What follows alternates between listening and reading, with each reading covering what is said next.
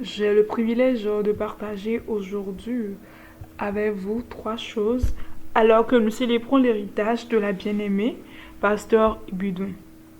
Je me souviens encore du jour où j'ai rencontré cette femme exceptionnelle.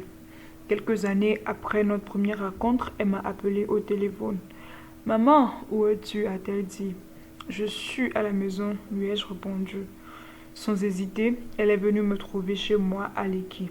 Et pendant 3 heures entières, Ibidou est restée là, à même le sol, assise sur mon tapis. À ce moment-là, je ne savais pas que ce temps passerait si vite, ni qu'il prendrait autant de valeur. Ce jour-là, elle s'est ouverte à moi, elle s'est confiée à moi, elle m'a raconté son histoire, ses combats, ses rêves. Nous avons pleuré ensemble, nous avons ri, nous avons prié. J'essayais de la rassurer.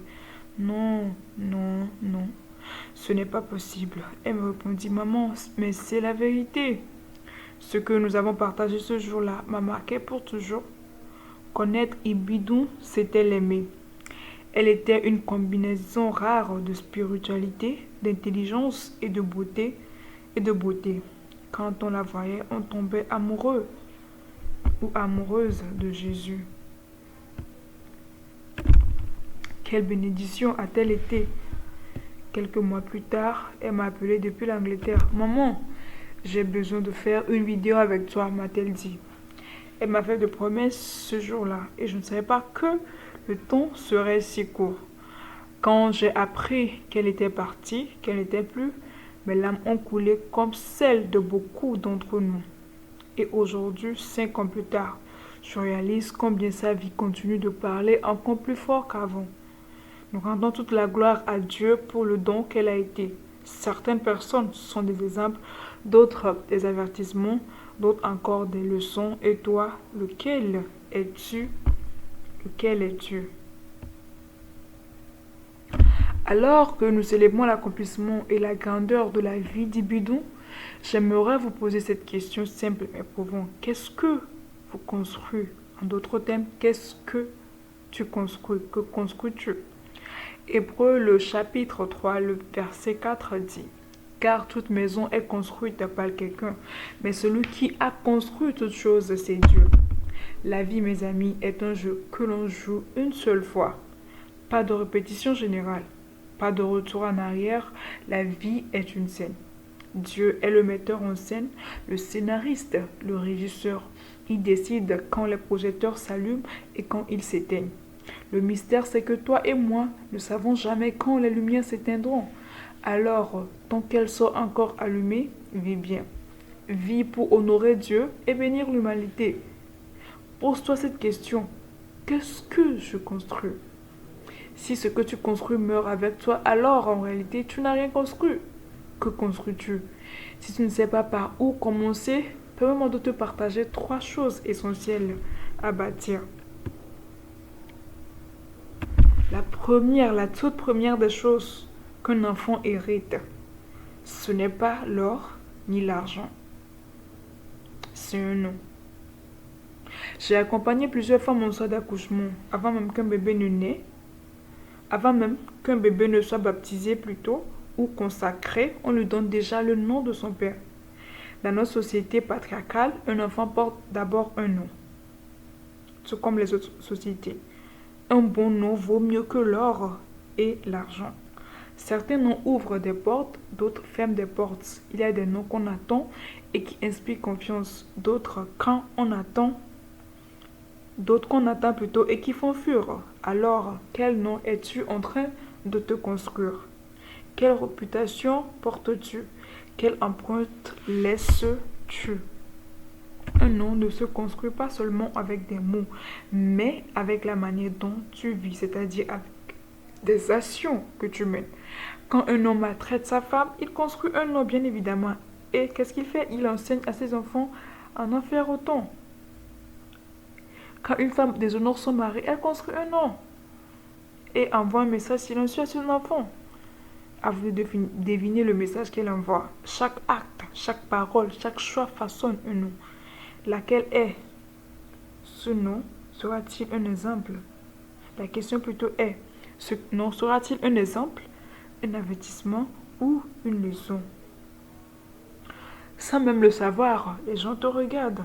Certains t'ont même adopté comme modèle, des enfants, des jeunes, des voisins, des collègues.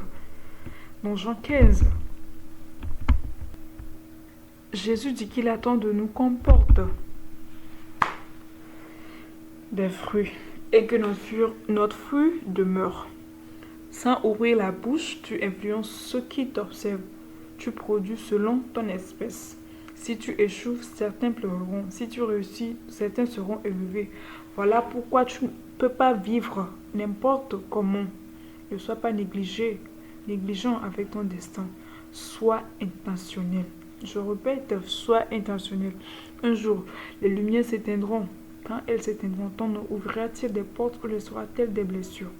Aujourd'hui, nous sommes rassemblés ici, non pas parce que nous n'avions nulle part où aller, mais parce qu'une femme, Ibidou, a construit un nom. En si peu d'années, elle a bâti un nom qui vit encore, qui bénit encore, qui inspire plus. Toi aussi, construis-toi un nom qui sera une bénédiction et qui contiendra des bénédictions pour tes enfants et pour les enfants de tes enfants. Un nom que d'autres auront hâte d'associer au leur. Que construis-tu, mes chères sœurs? Après avoir construit un nom, la deuxième chose que je t'invite ou que je vous invite à construire, ce sont des compétences. Quand j'observe la vie d'Ibidou, je vois une femme qui ne s'est pas contentée de prier seulement, mais qui a travaillé, qui a bâti, qui a entrepris, qui a appris.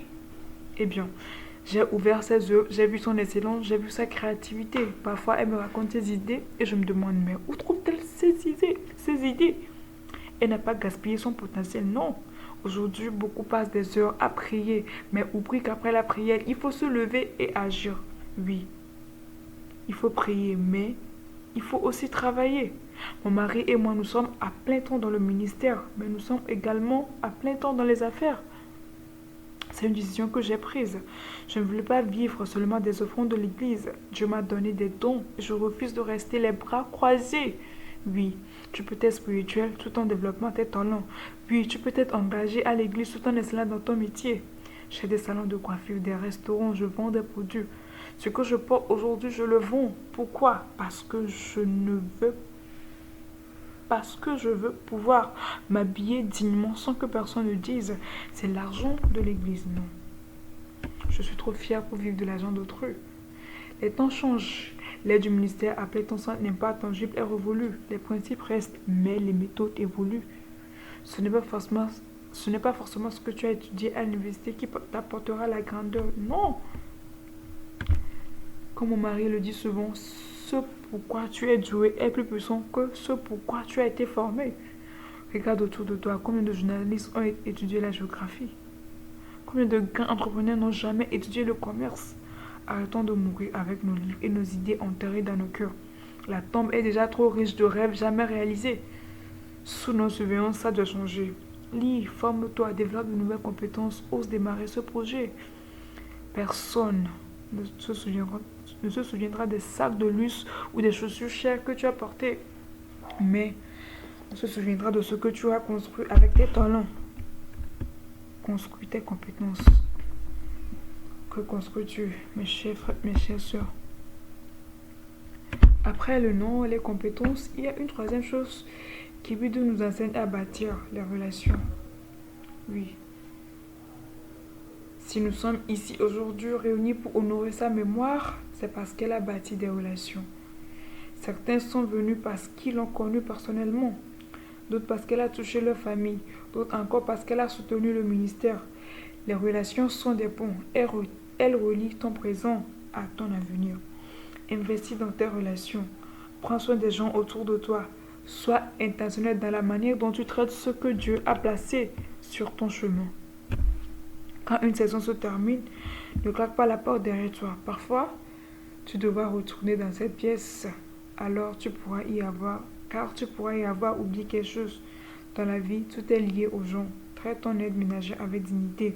Honore ton chauffeur, tes collaborateurs, tes subordonnés. La petite fille qui te sert aujourd'hui peut devenir demain une porte que Dieu utilisera pour toi ou pour tes enfants. Sois gentille dans la vie, sois courtoise, sois gracieuse. Oui, parfois, en tant que leader, nous saignons. Mais, même blessés, nous continuons à aider. Ne laisse pas les blessures que les gens t'infligent te transformer en une version amère de toi-même. Les gens agissent selon ce qu'ils sont. Ne leur donne pas le pouvoir de changer qui tu es. Aujourd'hui, nous célébrons Ibinu parce qu'elle a laissé derrière elle une trace dans le cœur des hommes. Elle a bâti des ponts, elle a semé l'amour, l'attention, la bienveillance. Et toi, que vas-tu semer? Des murs ou des ponts? Dans ce monde, les titres passent, les fonctions changent, mais les relations vraies restent. Dans mon village, on dit, le poste que tu occupes aujourd'hui, quelqu'un l'a déjà occupé bien avant toi. Personne ne reste éternellement. Alors, pendant que tu es là, fais du bien autour de toi. Bâtis ton nom, développe tes compétences et entretiens tes relations. Et souviens-toi, un jour, le metteur en scène éteindra la lumière. Que restera-t-il après toi?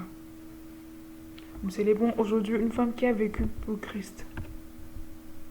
Elle a donné sa vie à Jésus, elle a servi, elle a aimé, elle a bâti. Et nous, ça vaut l'assurance qu'elle est aujourd'hui avec Dieu. Mais toi, ton nom est-il écrit dans le livre de vie? Si aujourd'hui était ton dernier jour sur terre, où iras-tu?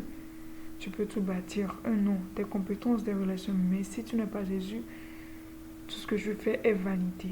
Alors je t'invite aujourd'hui à te remettre en question et à donner ta vie à Jésus. Le chemin, la vérité et la vie, le seul et unique. Celui qui te donnera la paix, la joie. Il dit, venez à moi, vous tous qui êtes fatigués et chargés, et je vous donnerai du repos. Tout ce que nous venons d'apprendre, il peut nous aider à les accomplir si seulement nous nous remettons à lui. Alors je vous invite à donner votre vie à Jésus aujourd'hui si cela n'a pas été fait.